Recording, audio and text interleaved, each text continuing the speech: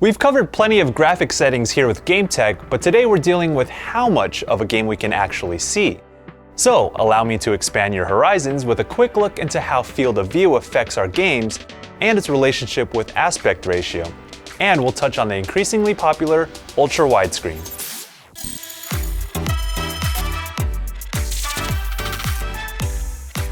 This is the part where I advise you to subscribe to GameSpot, so do yourself a favor if you're not subscribed already.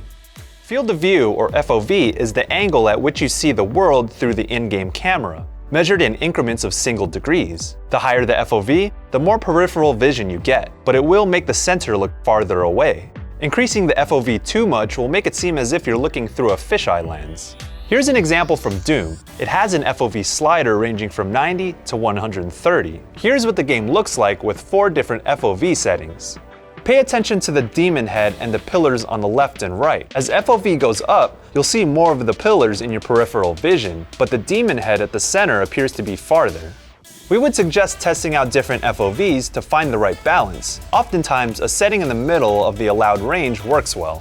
I often find games to have a default FOV a little too low for comfort, but not every game will let you change it through the menu. You need to find a way to increase FOV if you're not given a menu option, either via a third-party application or by editing a game's INI file. Some research needs to be done since every game is going to have a different process, but in many cases, it's simply not possible. However, older games such as my all-time favorite, Deus Ex, which uses the original Unreal Engine, looks pretty damn sweet when you edit the text file to do widescreen with a proper FOV. Here's it running in 1080p with an FOV of 105. It's an advantage to have a high FOV in competitive shooters, since it literally displays more of the surrounding area. Look back at old footage of competitive Quake, and you'll see most players using a fisheye type of FOV. Many modern competitive games like Battlefield 1, Titanfall 2, and Overwatch also incorporate an FOV slider. Now, we can't have a proper discussion of FOV without mentioning aspect ratio, because it essentially dictates the proper FOV for a game. Back in the day, games were mostly played with a resolution in a 4:3 aspect ratio. It feels much more cramped today since widescreen has been the standard for quite some time. We commonly use resolutions like 1080p, 1440p, and 4K, which are 16:9.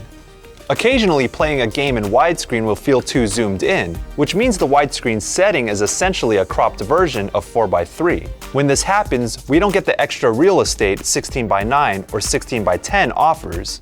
Cranking up the FOV solves this problem, as it lets us see more screen space and spreads it across the wider resolution. This leads into the increasing popularity of ultra-wide 21:9 monitors, which covers even more real estate than standard widescreen.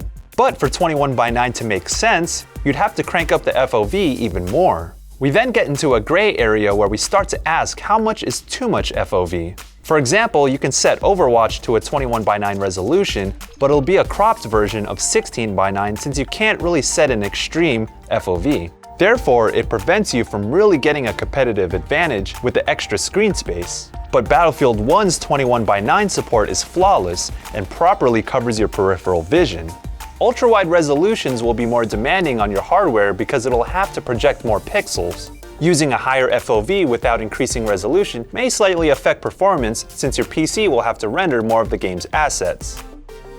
What resolution, aspect ratio, and FOV do you like to use in games? Feel free to share your thoughts in the comments. Give this video a thumbs up and subscribe to our channel if you haven't already. And as always, thanks for watching.